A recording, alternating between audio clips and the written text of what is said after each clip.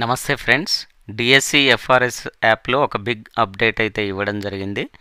Stop registration అనే option అయితే INCET చేయడం జరిగింది. అతి త్వరలో ఉపాధ్యాయులకు ఫేస్ అటెండెన్స్ అనేది ఉండబోతుందనే విషయం దీని ద్వారా అర్థమవుతుంది. సో మీరు ఎఫ్ఆర్ఎస్ ఓల్డ్ యాప్ ఓపెన్ చేసినట్లయితే అందులో ఎలాంటి అప్డేట్ అనేది ఉండదు.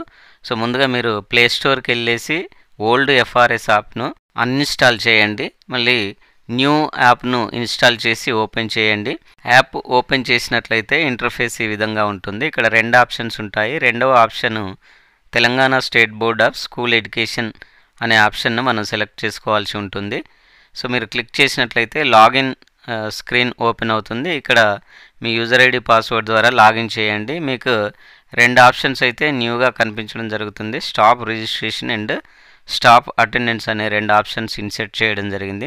రిజిస్ట్రేషన్ ఒకసారి ట్యాప్ చేసినట్లయితే నెక్స్ట్ స్క్రీన్లో మీ పాఠశాలలో ఉన్నటువంటి ఉపాధ్యాయుల నేమ్స్ అయితే రావడం జరుగుతుంది.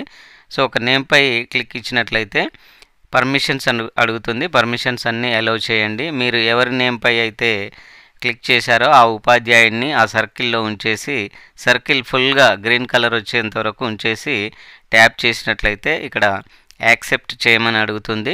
సో ఫోటో కరెక్ట్గా వచ్చినట్లయితే యాక్సెప్ట్ చేయండి. ఫోటో సరిగా లేకపోతే రిజెక్ట్ చేసి మళ్ళీ ఫోటో క్యాప్చర్ చేయండి. సో మీరు యాక్సెప్ట్ చేయగానే రిజిస్ట్రేషన్ సక్సెస్ఫుల్గా గ్రీన్ కలర్లో టిక్ మార్క్ రావడం జరుగుతుంది.